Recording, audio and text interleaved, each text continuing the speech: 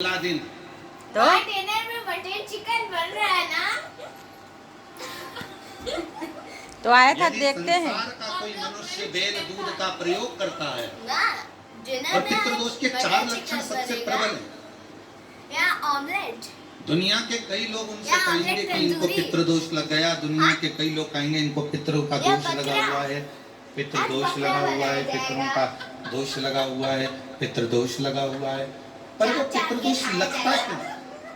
जयप्रकाश के मैं चला जाऊंगा अंडा लेने। पितृदोष लगने का कारण है क्या? घर की थाली में खाया जाएगा। आपने अपने आनंद को भी गए हुए बनाया पूर्वजों के लिए जाएगा। तर्पण भी करा, पिंडदान भी करा, तिलांजलि भी दी, ब्राह्मण का भोजन भी कराया, सब कुछ करा जो आपसे बन सकता था। आपने सब कुछ करा, हाँ तो सब कुछ। कोई हंसा। फिर पितृदोष कैसे लग गया? फिर फिर पितरों का दोष कैसे लग सकता है? तो पितरों ने तुरंत भगवान देवादित्य महादेव से कहा कि संसार सागर में माता पिता के रहते हुए इसी बात उनका आदर न कर पाना, या माता पिता को जब प्यास लगी उस समय पर जल प्राप्त न हो पाना, या किसी न किसी रूप में माता पिता के पूर्वजों के आदर से वंचित रह जाना, फिर माता पिता के चले जाने के बाद, बुजुर्गों के चले जाने के बाद वो दोष घर में लग जाना पितृदोष की संज्ञा में।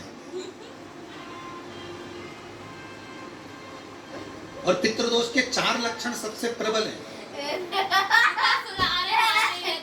ये कोई भी अनुभव कर सकता है। पितृदोष के 4 लक्षण में पहला लक्षण है 1 रुपया कमाओ, 1.25 रुपए खर्च हो रहे हैं, समझ लेना पितरों का दोष है। दूसरे नंबर का, एक व्यक्ति घर में बीमार है, मार ठीक देंगे हुआ, बार-बार। दूसरा बीमार पड़ गया, तीसरा ठीक हुआ, चौथा बीमार पड़ गया। घर में कोई ना कोई निरंतर बीमार पड़ा हुआ है, दवाई गोली लगी रही है, समझ लो पितरों का दोष है। तीसरे नंबर पर आप कोई पूजन की थाली लगाए, किसी को भोजन देने जा रहे थे, किसी को पानी देने जा रहे थे, किसी को पॉटी करा भोजन का बाबू। कोई नाश्ता देने जा रहे थे, पॉटी लगाए क्या आपके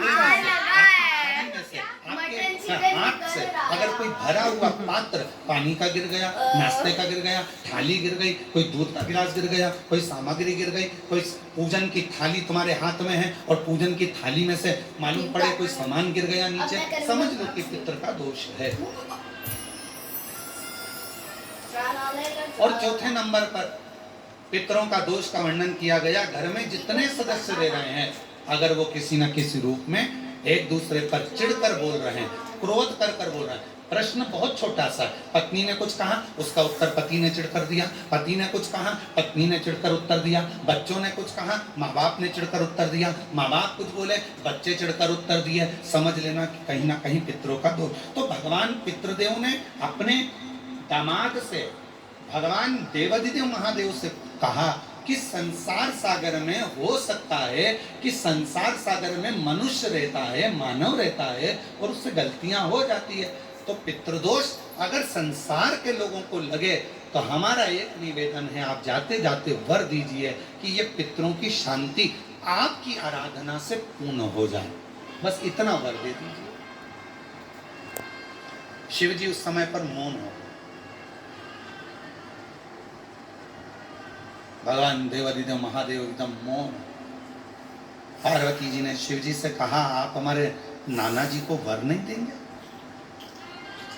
आप हमारे नाना नानी को वर नहीं देंगे? इन पितरों को, पितरानी को आप वर नहीं देंगे?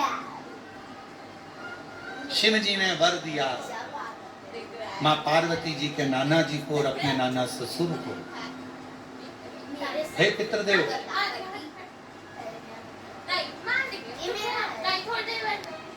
मैं आपको वर देता हूं, श्राद्ध पक्ष के 16 दिन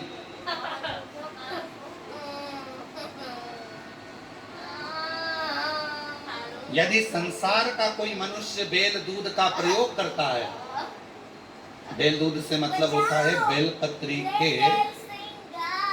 बेलपत्र के ये मध्य भाग जो होता है, बेलपत्री की जो नीचे की 2 पत्तियां जो होती है, ये 2 पत्तियां जो बेलपत्री की होती है, इस बेलपत्री की दोनों पत्तियों को शिवलिंग पर जब आप रखते हैं, शिवलिंग पर रखने के बाद में आपके हाथ में जो कटोरी में दूध है, वो दूध इन दोनों पत्तियों पर, ये पितरों के भाव से, पितृ पित्राणी के भाव से, आप दोनों पत्तियों पर बेल दूध को अगर समर्पित कर रहे हैं, बेल पत्र समर्पित करने के बाद थोड़ी सी कटोरी में अगर गौ माता का दूध है और ये दोनों पत्तियों पर अगर आप अपने गोत्र से दूध चढ़ा रहे हैं, तो संसार में ऐसा कोई व्यक्ति नहीं है जिसके ऊपर पितृदोष लग जाए, पितृदोष समाप्त होकर ही रहता है।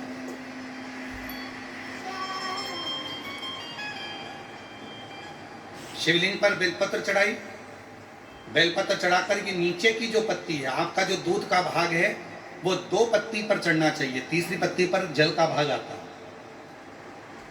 2 पत्ती पर आपका दूध का भाग रहे। और जब बेल दूध का प्रयोग आप करते हैं और दूध बाबा को 16 दिन श्राद्ध के अगर कोई कह दे कि आपके घर में पितृदोष है, ये दोष है, वो दोष है, सारे दोष आपके यहाँ लग गए हैं, और आपके यहाँ ये 4 लक्षण अगर पितृदोष के दिख रहे हैं जो पहले कथा में वर्णित किए, अगर ये लक्षण दिख रहे हैं तो श्राद्ध पक्ष के 16 दिन पहले दिन से आप चालू हो जाओ। बेलपत्री शिव जी को चढ़ाया, कटोरी में या चम्मच में 2 बूंद का भी अगर दूध लेकर गए हो, थोड़ा सा भी, बस 2 पत्ती पर आपने दूध समर्पित करा और 1 लोटा जल जो तीसरे नंबर की पत्ती है उस पर समर्पित करा। आपको 16 दिन करने के बाद आपको खुद अनुभव होगा 17वें और 18वें दिन से कि मेरे घर में ऐसा लग रहा है कि सब शांति है और कोई किसी से चिढ़कर बात नहीं कर रहा, लक्ष्मी की वृद्धि अपने आप होना प्रारंभ। कैसा भी